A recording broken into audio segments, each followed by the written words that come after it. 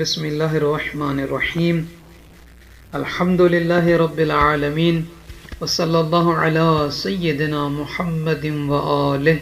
सामईन अजीज़, अल्लाह ताला आप तमाम के घर में खुशियाँ अता फरमाए। खालिक कायनात आपकी जो भी नेक दिली सब हाजतें लेकर बैठे हुए हैं, दुआ के लिए आमीन कहिएगा। इंशाअल्लाह ताला खुदावंद आलम किसी बंदे की, अपने नेक मुखलिस इंसान की दुआ को रद्द नहीं फरमाता, आमीन कहिएगा। अल्लाह ताला आप सबके मरहूमीन मरहूमात की मग़फ़िरत फरमाए, आप सबके घरों में खुशियाँ अता फरमाए, आप सबकी नेक दिल शरीफ हाजात को पूरा फरमाए। दुआ है परवरदिगार आलम आप तमाम साहिबान ईमान को अर्ज़ समावी आफात बलियात जिन्हें इसके शर से और कोरोना जैसी मूज़ी और ख़तरनाक बीमारी से महफूज रखे, आमीन या रब्बल आलमीन। सामईन अज़ीज़, आज इस वीडियो का टॉपिक और उन्वान है अयाम बीज़। अयाम बीज़ किसे कहते हैं? ये हर महीने की 13, 14 और 15 यानी कमरी महीना यानी चाँद के हिसाब से, अंग्रेज़ी के हिसाब से नहीं, चाँद के हिसाब से जो 13, 14 और 15 की तारीख होती है, अरबी में इसे अयाम बीज़ कहते हैं।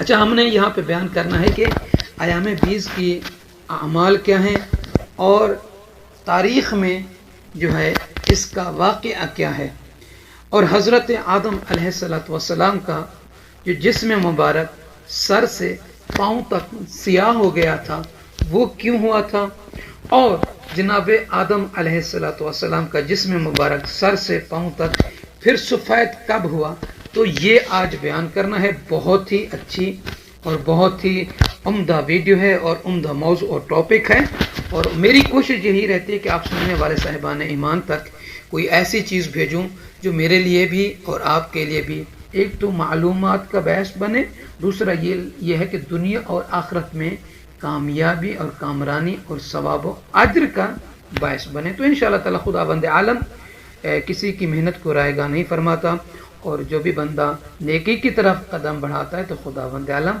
उसे तरक्की और कमाल अता फरमाता है। मन जा बिल हसनत फलो अशर अमसालिहा, जो एक भी नेकी करता है तो अल्लाह उसे 10 जो है ना 10 गुना दर्जात उसे अता फरमाता है। तो सामईन अज़ीज़, ये अयामुल बीज़ यानी सफ़ेद अयाम, सफ़ेद दिन, तो ये जो है कमरी महीने के उन्वान से हमने बताया कि 13, 14 और 15 यानी जो कमरी महीना होता है इनको कहा जाता है अय्यामुल बीज़ यानी सफ़ेद अय्याम। तो रिवायत में है कि इन दिनों के रोज़े भी रखना मुस्तहब है, यानी ताकीद के साथ रिवायत आई है 13, 14, 15 चाँद की तारीख को रोज़ा रखना जो है ये ताकीद के साथ आया है। तो सामईन अज़ीज़, हमने यहाँ ये बयान करना है कि इनको अयाम बीज़ क्यों कहते हैं, वजह तस्मिया है क्या इसका, इन अयाम का। तो देखिए अयामुल बीज़ का जो नाम है दरअसल जो है अय्यामुल लयालियल बीज़ है, और इससे लयाली को हज़फ किया गया यानी हटा दिया गया, और ये जो अय्यामुल बीज़ के नाम से मशहूर है इसे यानी बैद यानी बैदा की जम है, जिसके क्या मान है अरबी में सफ़ेद के हैं। तो कदीम अरबों की रस्म थी कि हर महीने के अय्याम का नाम चाँद की रोशनी की मिक़दार की रो से वो मुतय्यन करते थे, और चूंकि चाँद की रोशनी इन रातों में 13, 14, 15 यानी इन रातों में ज़्यादा होती है, लिहाजा इन अय्याम को इस नाम से मौसूम किया गया।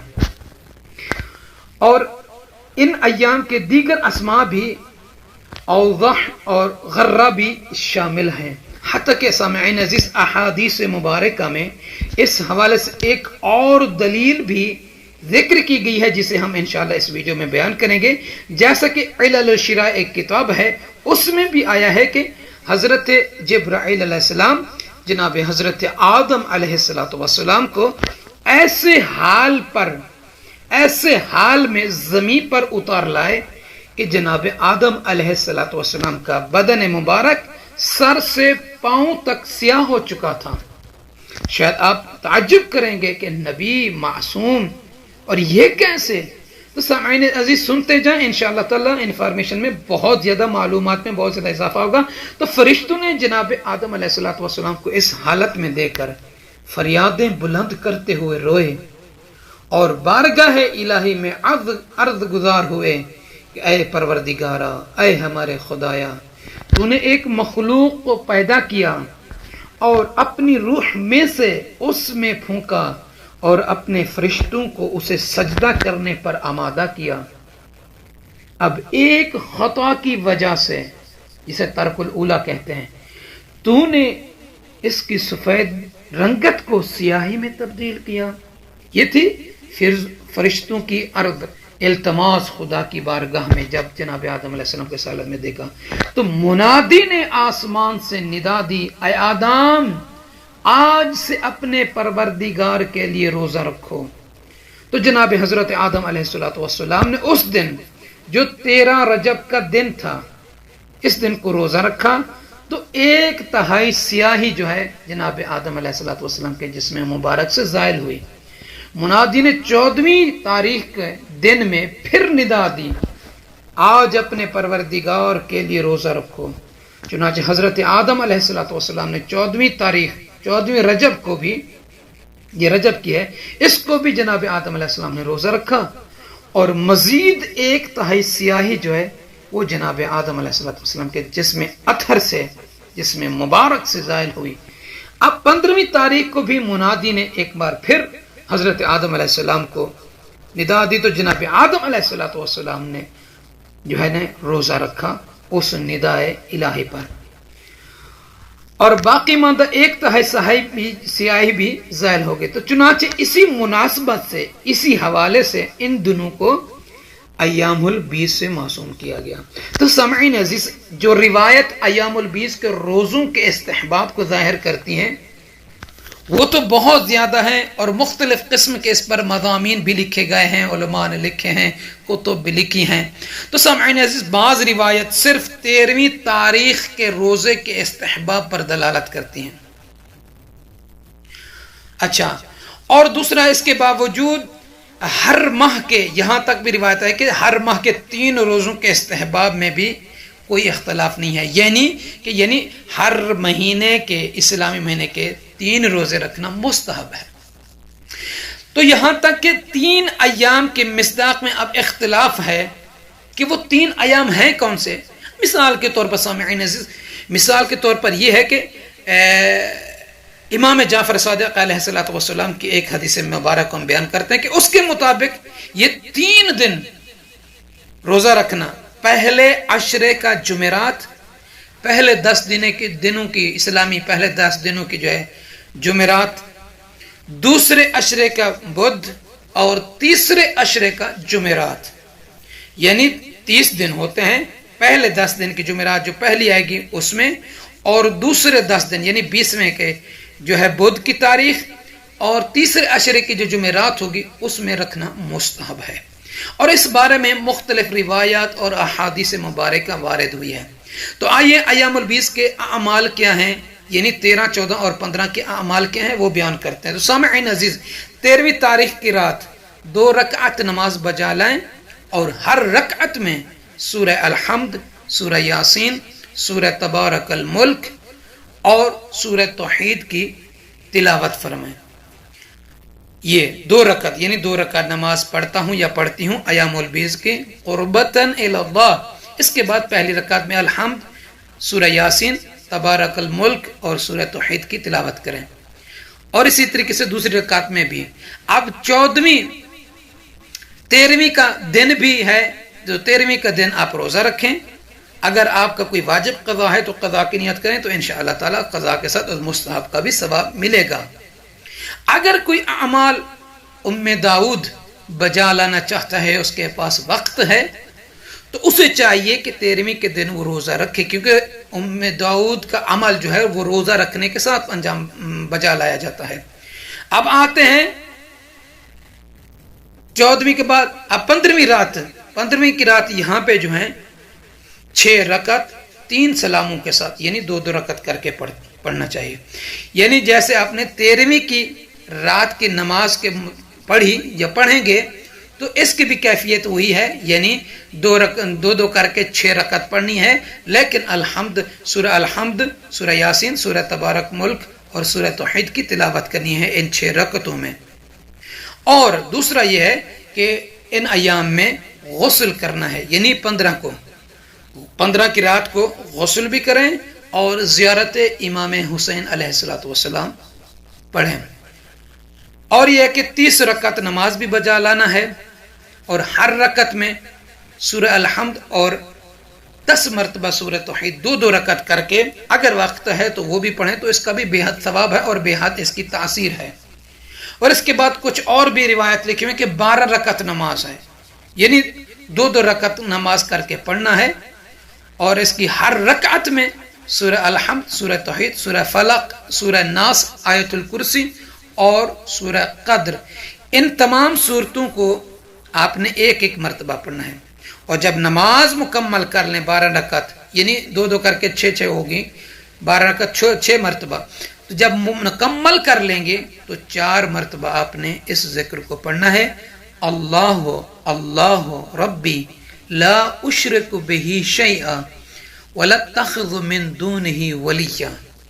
اب 15ویں کا دن آ جاتا ہے تو 15ویں کے دن جو ہے غسل کریں اور زیارت امام حسین علیہ السلام پڑھیں اور نماز جناب سلیمان رضوان اللہ تعالی علیہ کے نام سے ہے وہ بجا لائیں. اور وہ نماز کیا ہے؟ یعنی 4 رکعت نماز ہے، 2 سلاموں کے ساتھ بجا لانا ہے. یعنی میں 4 رکعت نماز جناب سلیمان، 4 رکعت نماز سلیمان پڑھتا ہوں یا پڑھتی ہوں قربتاً الی اللہ. اس میں کوئی بھی صورت پہلی رکعت میں بھی دوسری رکعت میں پڑھنی ہے الحمد کے بعد، اس میں کوئی شرط نہیں ہے. اور سلام کے بعد آپ نے پڑھنا ہے کہ اللہم یا مذل کل جبار ویا معز المؤمنین انت کہف حین تعینین المذاہب وانت باری خلقی رحمتا بی وقد کنت عن خلقی غنیا ولولا رحمتک لکنت من الہالکین وانت مؤیدی بالنصر علی اعدائی ولولا نصرک ایایا لکنت من المفضوحین یا مرسل الرحمت من معادنها ومنشئ البرکت من مواضعها یا من خص نفسه بالشموخ والرفعة فأولياؤه بعزه يتعززون بعزه يتعززون ويا من وضعت له الملوك نير المذلة على أعناقهم فهم من سطواته خائفون أسألك بكينونيتك التي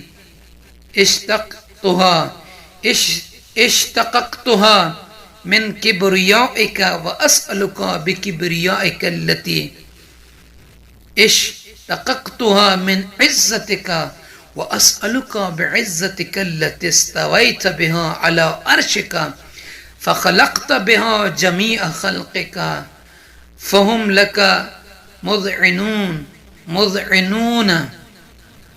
ان تصلی علی محمد و اہل بیتہ.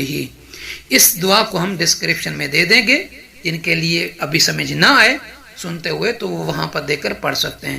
تو سامعین عزیز، ایام 20 یعنی روشن دنوں کو کہتے ہیں. یہ قمری مہینے کے 13، 14 اور 15 تاریخ ہوتے ہیں اور ان دنوں کی راتوں میں چاند ہوتے خوب روشنی ہوتی ہے اس کی. اور حضرت محمد مصطفیٰ صلی اللہ علیہ وآلہ وسلم ایام 20 کے روزے کبھی ترک نہیں فرماتے تھے. روایت میں ہے کہ پیغمبر اسلام ان ایام کے روزوں کو کبھی ترک نہیں کیا، کبھی نہیں چھوڑا، خواہ پیغمبر اسلام صلی اللہ علیہ وسلم اپنے گھر میں ہوں یا سفر میں ہوں. تو دعا ہے کہ پروردگار عالم آپ تمام کو اپنی حفظ و امان میں رکھے. تو سامعین عزیز، یا ایام 20 کے متعلق ہم نے آپ کو وضاحت کے ساتھ بیان کیا ہے. اگر کسی کو کوئی سوال ہو تو وہ کمنٹ میں پوچھ سکتا ہے، کسی کو سمجھ نہ آئے تو وہ کمنٹ کر سکتا ہے، انشاءاللہ تعالی ہم اس کے جواب دیں گے. تو پروردگار عالم آپ تمام صاحبان ایمان کو اپنی حفظ و امان میں رکھے اور آپ سب کو اپنی نیک دلی مرادوں میں کامیابی اور کامرانی عطا فرمائے. تو سامعین، 13ویں، 14ویں، 15ویں یہ تینوں راتیں ہیں، اس کو کبھی نہیں بولیے گا. ہر مہینے کی ان کو ایام ال20 کہتے ہیں. انہیں ایام 20 یا اس لیے کہتے ہیں کہ ان کی راتیں اجیالی ہوتی ہیں، روشن ہوتی ہیں، یا اس لیے کہ ان کے روزے دنوں کو نورانی اور اجیالہ کرتے ہیں، اور یا اس لیے کہ جناب آدم علیہ السلام کی اعضاء مبارک جنت سے آ کر سیاہ پڑ گئے تھے، جیسے کہ ہم نے بیان کیا، حتیٰ کہ کتاب لمعہ میں بھی شاید اس کو بیان کیا گیا ہے۔ رب تعالی نے جناب آدم علیہ السلام کو ان تین روزوں کا حکم دیا، جو ہر روزے سے جناب آدم علیہ السلام کے جسم مبارک سے 1/3 سیاہی ختم ہوتی گئی اور جسم چمکیلا ہوا، حتیٰ کہ روایت میں یہ تھا، یہاں تک ہم نے بیان کیا کہ 3 روزوں کے بعد جناب آدم علیہ السلام کا جسم مبارک نہایت حسین اور جمیل ہو گیا۔ دعائے پروردگار عالم آپ سب کو اپنی حفظ و امان میں رکھے۔ والسلام علیکم۔